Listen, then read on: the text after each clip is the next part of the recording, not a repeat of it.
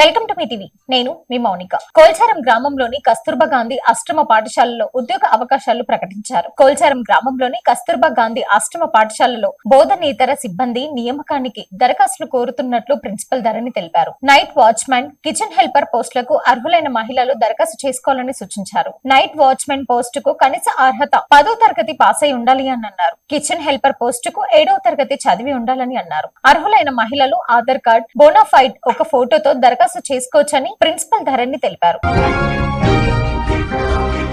తెలంగాణ రాష్ట్రంలో పెండింగ్ లో ఉన్న ఉద్యోగుల సమస్యలను వెంటనే పరిష్కరించాలని టీజేఈ జేఏసీ డిమాండ్ చేసింది. రాష్ట్రంలో ఉద్యోగులు అనేక సమస్యలు దీర్ఘకాలికంగా పెండింగ్ లో ఉన్నాయని తెలంగాణ ఎంప్లాయీస్ జేఏసీ పేర్కొంది. కొన్ని సమస్యలు పరిష్కారం అయినప్పటికీ ఇంకా అనేక డిమాండ్లు అమలు కాలేదని ఆవేదన వ్యక్తం చేశారు. ఈ నేపథ్యంలో TJE JAC chairman Lachireddy, secretary general Rajashekar పిలుపు మేరకు రాష్ట్ర వ్యాప్తంగా భోజన విరామ సమయంలో ఆర్టీఓలు, తహసీల్దార్లకు వినతి పత్రాలు సమర్పించారు. జూన్ 2 నాటికి పీఆర్సీ అమలు, పెండింగ్ డిఏలు, బిల్లులు విడుదల, హెల్త్ కార్డ్ అమలు, సిపిఎస్ రద్దు, ఓపీఎస్ పునరుద్ధరణ, అవుట్ సోర్సింగ్ ఉద్యోగులకు భద్రత, వీఆర్ఏల సమస్యల పరిష్కారం. ఈ కార్యక్రమంలో పలు ఉద్యోగుల సంఘాల నాయకులు తదితరులు పాల్గొన్నారు.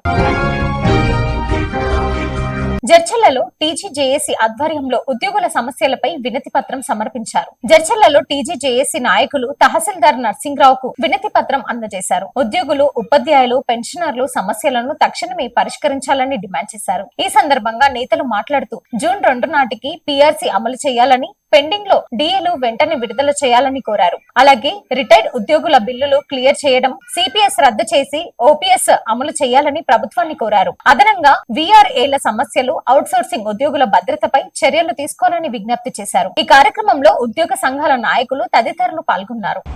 మనకు కాంగ్రెస్ ప్రభుత్వం వచ్చిన తర్వాత కొన్ని రకాల సమస్యలు తీరినప్పటికీ చాలా వరకు రిటైర్డ్ అయినటువంటి ఉద్యోగ ఉపాధ్యాయులు ఎవరైనా కూడా వారికి బెనిఫిట్స్ అందక వాళ్ళు ఇప్పటివరకు 68 మంది పైగానే అన్ని డిపార్ట్మెంట్లు చనిపోయినారు. వాళ్ళ డబ్బులు దాచుకున్న డబ్బులు కూడా వాళ్ళకు సమయానికి అందక, వాళ్ళకి ట్రీట్మెంట్ సరిగా చేసుకోలేక వాళ్ళు చనిపోయినారు.